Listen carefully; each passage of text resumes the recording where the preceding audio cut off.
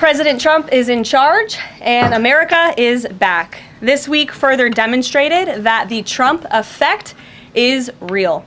Over the weekend, Americans celebrated the return of American-Israeli citizen Keith Siegel and two Israelis who were held captive by Hamas terrorists since October 7th, 2023. President Trump and his administration worked diligently to secure their release and are committed to freeing all remaining hostages. Yesterday, as you all know, President Trump held his first foreign meeting at the White House with Israeli Prime Minister Benjamin Netanyahu. And as the president said, the bonds of friendship and affection between the American and Israeli people have endured for generations and are absolutely unbreakable. The president is committed to eliminating Hamas and securing a lasting peace for the entire region. The historic proposal for the United States to take over Gaza, announced by President Trump last night, underscores this commitment. Insanity is doing the same thing over and over again and expecting different results. President Trump is an outside-of-the-box thinker and a visionary leader who solves problems that many others, especially in this city, claim are unsolvable. We've already seen the results from President Trump's bold peace-through-strength diplomacy on the world stage. In response to President Trump's tariffs this week, both Mexico and Canada took immediate steps to alleviate the illegal alien migration and flow of deadly drugs, particularly fentanyl, into our country. Mexico's President Claudia Sheinbaum agreed to permanently supply 10,000 Mexican soldiers on the U.S. border who will be specifically designated to stopping fentanyl and criminal aliens from pouring into our country. And Canada's Prime Minister Justin Trudeau agreed to appoint a fentanyl czar, list cartels as terrorists, and increase resources to assist the 10,000 frontline personnel at our northern border with Canada.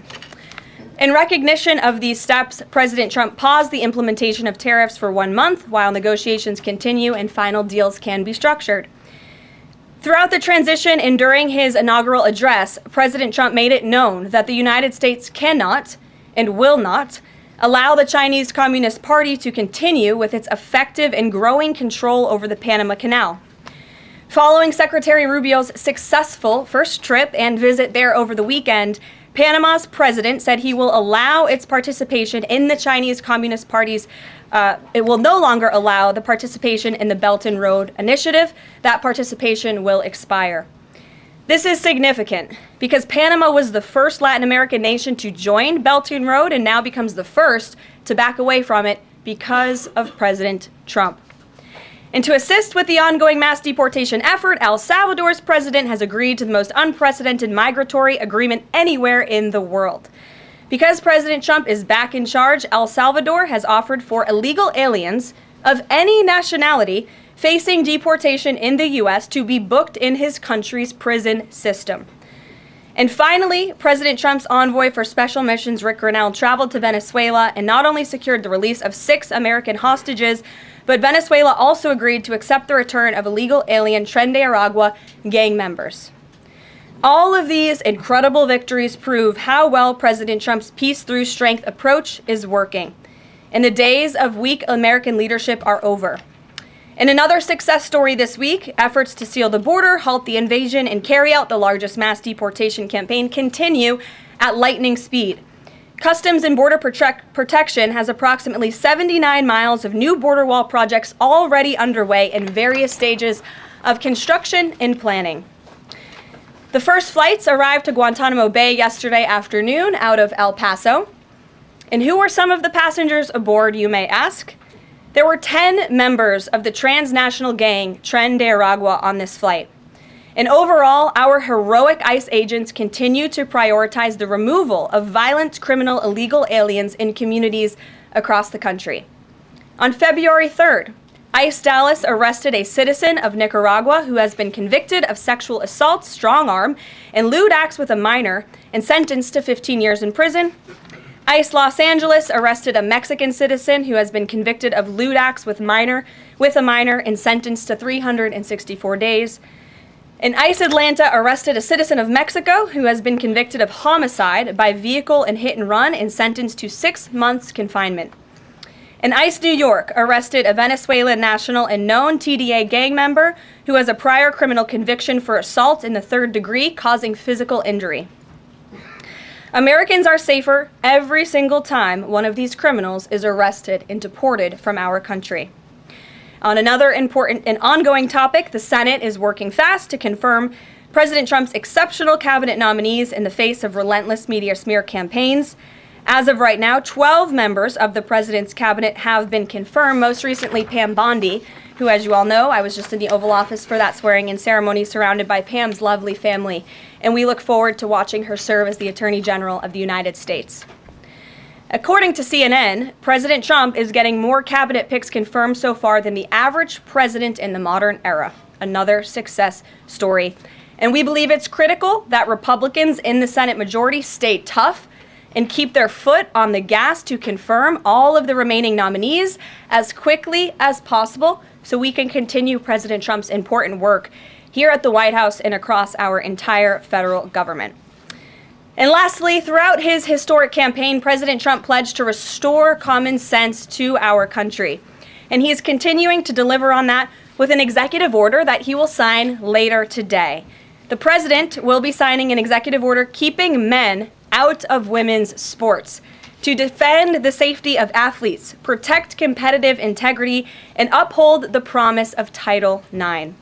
This common sense action from President Trump ends the disgusting betrayal of women and girls by the previous administration, who for years catered to radical activists who wanted biological males to be treated as women in workplace showers, competitive sports, prisons, and even rape shelters. Gender ideology insanity is over. Submissions from individuals across the country interested in participating in our new media seat at a future briefing continue to flood in. We are at more than 12,000 and counting. If you're watching right now and are interested, you can continue to apply on our new media website, whitehouse.gov/newmedia. And in the seat today, we have a longtime national television broadcaster. I'm sure many of you recognized her when she came in, Sage Steele, who is now the host of an incredibly successful podcast, The Sage Steele Show, on YouTube and all podcast platforms.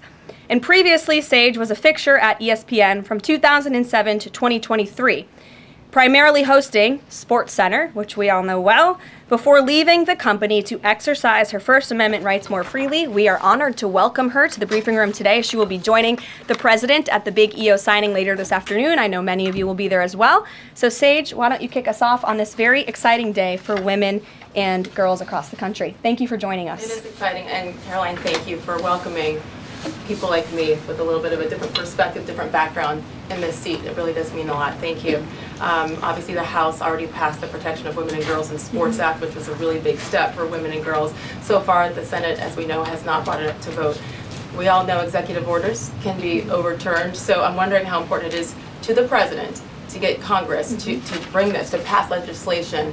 So there are no instances like the past administration that really tried to destroy Title IX. It's incredibly important that Congress immediately acts on this priority. I think the president is really setting the tone, making this a very immediate priority for this administration, just as he promised to do on the campaign trail. And I'd like to get into the executive order a little bit, because it is the news of the day here at the White House, and talk about what this executive action will actually do. So the executive order that the president will be signing later this afternoon, as I said, upholds the promise of Title IX. It also will require the DOJ to abide by the nationwide previous administration's illegal Title IX rewrite that would have dissolved single-sex spaces and opportunities. It also requires immediate action, including enforcement actions against schools and athletic associations comprised of schools that deny women single-sex sports in single-sex locker rooms. The executive order also calls for the convening of private sporting bodies in the White House. We want them to come to this campus so the president can hear in person the stories of female athletes who have suffered lifelong lifelong injuries, who have been silenced and forced to shower with men and compete with men on athletic fields across the country. Many of those women will be at the White House today. I encourage all of you in the media to actually talk to them, to hear their stories. And I would also just add one more thing. This is a wildly popular position with the American people. In fact, there was a new poll recently that showed the overwhelming majority of Democrats also support keeping biological men out of women's sports. And so I know the president is very excited about the bill signing that will take place at 3 o'clock this afternoon. You will hear from him more on that later, and we look forward to seeing you there, Stage. So thank you very, very much. Garrett, great to see you here today. Thank you. On Gaza, the president has spent basically his entire public career criticizing foreign entanglements, nation building, sending American troops to fight abroad, particularly in the Middle East. This plan seems like it could ultimately involve all of those things. Can you explain this reversal and how building and owning Gaza squares with America First foreign policy? I would reject the premise of your question that this forces the United States to be entangled in conflicts abroad. The president has not committed to putting boots on the ground in Gaza. He has also said that the United States is not going to pay for the rebuilding of Gaza. His administration is going to work with our partners in the region to reconstruct this region. And let me just take a step back here, because this is an out-of-the-box idea. That's who President Trump is. That's why the American people elected him. And his goal is lasting peace in the Middle East for all people in the region. And as I said in my opening remarks, we've had the same people pushing the same solutions to this problem for decades. And it's been made very clear to the president that the United States needs to be involved in this rebuilding effort to ensure stability in the region for all people. But that does not mean boots on the ground in Gaza. It does not mean American taxpayers will be funding this effort. It means Donald Trump, who is the best deal maker on the planet, is going to strike a deal with our partners in the region. He did not rule out American troops in Gaza last night. Are you doing that now? I am saying that the president has not committed to that just yet. He has not made that commitment, and you know that. And on the foreign partners, the Jordanians, the Egyptians, the Saudis have already panned this plan. What foreign partners, if any, have expressed any interest in being part of it? Well, the president has said he's been socialing this idea for quite some time. He's been thinking about this. He said in his remarks last night, this was not a decision or an announcement that he takes lightly. And the president has already spoken to the President al-Sisi. In fact, that was his first foreign leader call. He's meeting with the King of Jordan, King Abdullah, next week. He spoke with the King of Bahrain. He spoke with the Crown Prince of Saudi Arabia. And he has made it very clear, he's been very vocal, that he expects our partners in the region, particularly Egypt and Jordan, to accept Palestinian refugees temporarily so that we can rebuild their home. I'd like to show you some images of Gaza that were taken.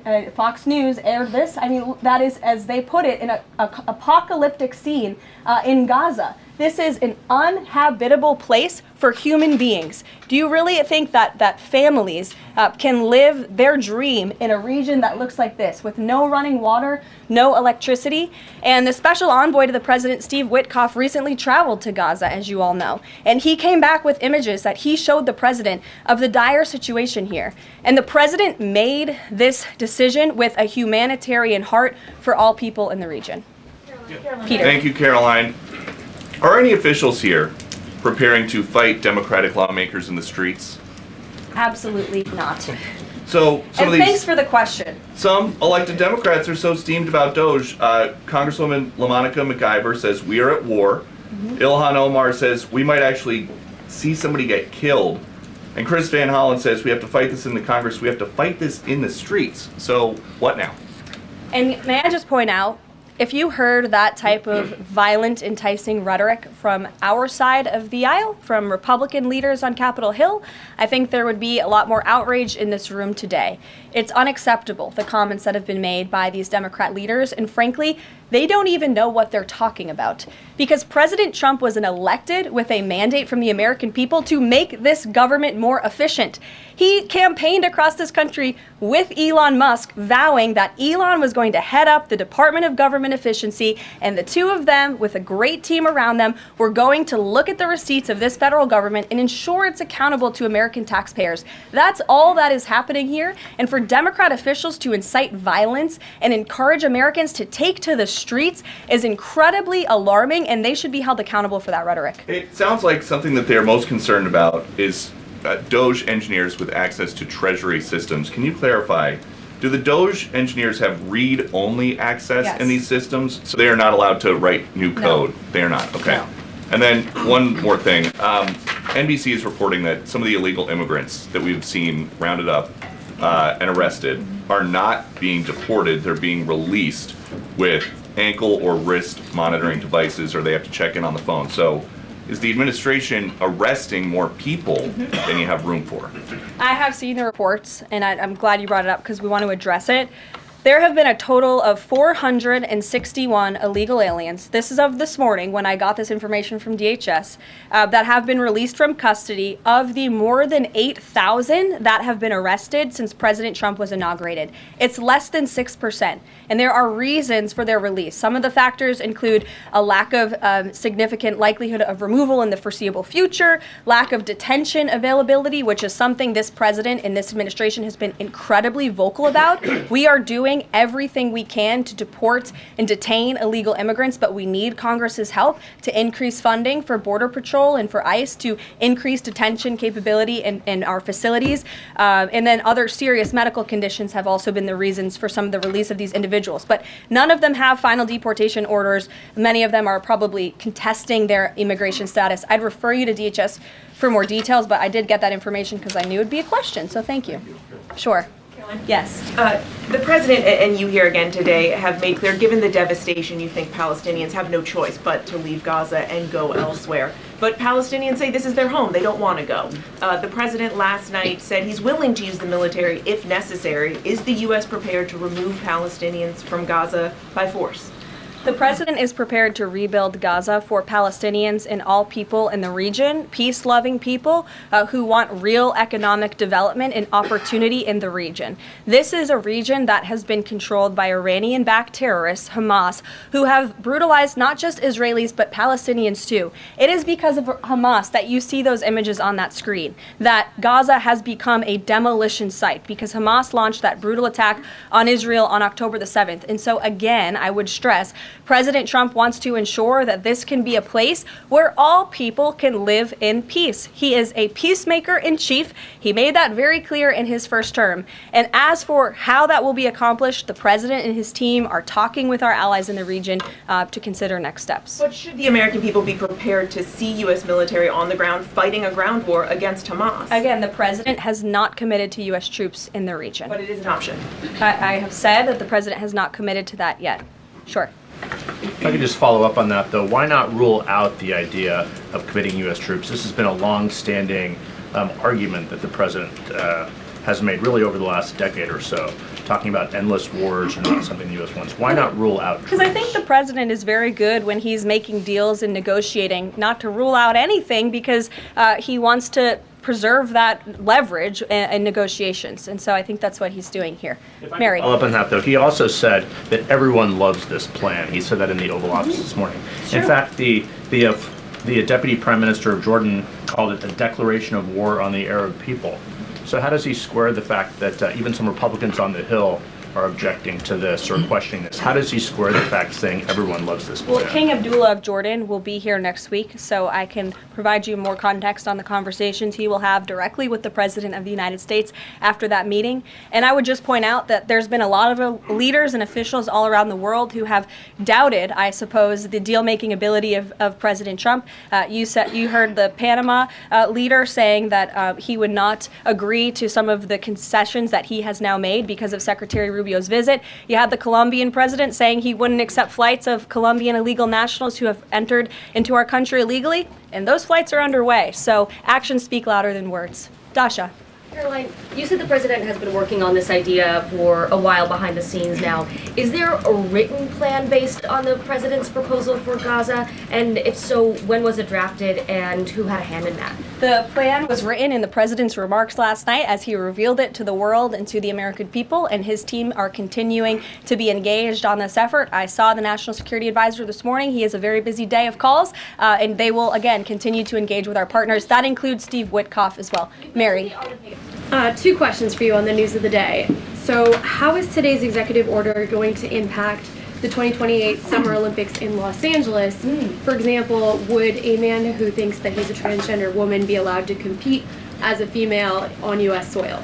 It's a very good question, and the president has actually mentioned this, that he does expect the Olympic Committee and the NCAA to no longer allow men to compete in women's sports. And I think the president, with the signing of his pen, starts a very public pressure campaign on these organizations to do the right thing for women and for girls across the country. Again, this is an incredibly popular position. There have been many notable female athletes who have had the courage to speak out against some very powerful institutions in this country. They deserve to have a voice and a say. The president is bringing their voice to the highest level at the White House this afternoon, and he expects these organizations to comply with this federal executive order that he'll be signing today. Thank you. And one more, on media coverage of this executive order and the topic in general, what's the White House's view of framing that calls men transgender females or similar rhetoric coming from organizations like the ACLU and GLAAD? Well, it's been very clear. The policy of this administration is that there are only two sexes, male and female. Pretty simple. Brian Glenn. Yes. USAID has gotten a lot of attention the last couple of days with some of these bizarre things that we've been, taxpayers have been funding. Now it looks like there are a couple media outlets that have been dragged into this conversation as far as USAID funding as well. Does the president have any comment on that? So upon coming out here to the briefing room, I was made aware of the funding from USAID to media outlets, including Politico, who I know has a seat in this room. And I can confirm that the more than $8 million taxpayer dollars that have gone to essentially subsidizing subscriptions to Politico on the American taxpayers' dime will no longer be happening. The DOJ team is working on canceling those payments now. Again, this is a whole of government effort to ensure that we are going line by line when it comes to the federal government's books. And this president and his team are making decisions across the board on, do these receipts serve the interests of the American people? Is this a good use of the American taxpayers' money? If it is not, that funding will no longer be sent abroad, and American taxpayers will see significant savings because of that effort. Thank you. I'd like to give some love to the back row. I've heard that unfortunately they haven't been called on in years past. So Reagan, why don't you go ahead? Thanks, Caroline. The WHC announced that comedian Amber Ruffin, who has called the president a toddler with his pants pulled down, will be the entertainment for this year's Correspondents' Dinner. Does the White House have a reaction to this choice, and will the president be attending the dinner this year? Certainly an interesting choice. I have the president's invitation on my desk. I have the invitation for myself on my desk as well. Haven't talked to the president about it. When he makes his decision, I will let you all know. But definitely an interesting choice of the comedian. I'll talk to the boss about it and see what we decide. Sure, go ahead. Caroline, in the back, Yes, thank you. yes. Appreciate it. On the executive order set to be signed today, you said that this will be enforced. Can you spell out for schools and the public how exactly the administration plans to enforce this, even at the local level? And on top of that, there are human rights groups who say that this could expose kids to discrimination. What is your response to that? I think kids have already been exposed to discrimination, especially young women and girls who have been forced to shower in locker rooms with biological men, who have been forced to compete on playing fields with biological men, which is incredibly unfair and unsafe, and again, an incredibly unpopular policy with the American people. As for the actions that this executive order takes, I already laid those out at the beginning of the briefing. I'm happy to give you a copy of this fact sheet so you can let your audiences across the country know. What's your message to schools who don't comply with this? They should, because it's going to be federal law in about an hour and a half. So your colleague to your right, to my Thanks, left. Caroline. Yes. Taylor with Spectrum News. You talked a bit about Doge. Elon Musk is currently a, quote, special government employee who also owns companies that have billions of dollars in federal contracts. You said earlier this week that he has abided by all applicable federal laws, but what steps is the Trump administration taking to address that conflict of interest? The president was already asked and answered this question this week, and he said if Elon Musk comes across a conflict of interest with the contracts and the funding that Doge is overseeing, then Elon will excuse himself from those contracts. And he has, again, abided by all applicable laws. In the back left, go ahead. Trade advisor Peter Navarro, when asked about the External Revenue Service today, said, quote, we're going to collect a lot of tariff revenues and we're going to get tax cuts out of it. Is it the official position of the White House that tariffs will lower taxes for Americans? The president has always been clear that he believes tariffs are a tax on foreign nations, and he's committed to cutting taxes for the American people here at home. He also believes tariffs are a great revenue raiser for this country, and that's exactly why he has committed to the creation of the External Revenue Service, which I think is a phenomenal idea. We'll just go down the whole row. Go ahead. Tom Bateman with the BBC. Can you confirm that under the President's plans for Gaza, any and all Palestinians who want to stay in Gaza on their land will be allowed to do so? I can confirm that the president is committed to rebuilding Gaza and to temporarily relocating those who are there because, as I've showed you repeatedly, it is a demolition site. There is no running water. There is no electricity. The president wants these individuals to live in peace. He is committed to doing that with this very bold new plan, and we will continue to keep you apprised of updates as we receive them. Ed Lawrence, that's not go an ahead. answer. Yes, go ahead, Ed. I appreciate it. Thank you. So now that the President Trump's policies are starting to take shape, how long will it take to cycle through and get some of the actual prices that Americans are paying to come down? Prices at the store and at the grocery pump? Across the board, sure. Well, the president is doing everything he can, obviously, to reduce the cost of living crisis in this country as quickly as possible. That's why he signed a litany of executive orders across the board. In the first couple of weeks here, he declared a national energy emergency. He committed to cutting 10 regulations for every new one on the book. As you know, working for a Fox Business-related outlet, deregulation and energy independence are huge drivers of reducing inflation in this country. And I think Americans can be assured by the results President Trump had in his first term, when again inflation was 1.4% when he left office. Is it months or is it a year? And will Americans have the patience to wait for it? I don't have a timeline, but the president is doing everything that he possibly can to reduce cost of living for Americans at home. Phil Wegman. Thank you. Is it worth risking the life of a single U.S. Marine to turn the Gaza Strip into the Riviera of the Middle East? Phil, I'm not sure why you're asking me that question because I've already said the president has not committed to sending Marines or any boots on the ground in Gaza. We'll bring it to the front row. You're holding out the possibility? Good to see you again here in the front row, Caroline. Two things. On today's announcement, Title IX, if he scales back the education department or moves to shut it down entirely, what entity will enforce Title IX? As of now, this will be enforced through education, through Title IX. If the abolishment of the Department of Education continues, which, as the president said yesterday, it's something his team is looking at and considering. It's something he talked a lot about on the campaign trail. Then, of course, we will look at additional maneuvers to ensure that these very important policies can be implemented. Okay, so the education abolishment thing's still on the table. Title IX. The president talked about it yesterday in the Oval Office, and he has good reason to talk about it. I mean, look, our education system is failing students in this country. The Nation's Report Card, I brought it up in my remarks last week, it shows that fourth graders are not reading at the level they should. I believe it was 40% of them are proficient in reading. As the mother of a child, I want an education system that helps my child read and write, teaches him math, nothing else in the classroom. And the president is wholeheartedly committed to we can make academia great again in this country. One other Deanna. Oh, thanks, Caroline. Does the president, is he looking at offering anything to these Arab countries that take in Palestinians? Is he willing to give them anything in return?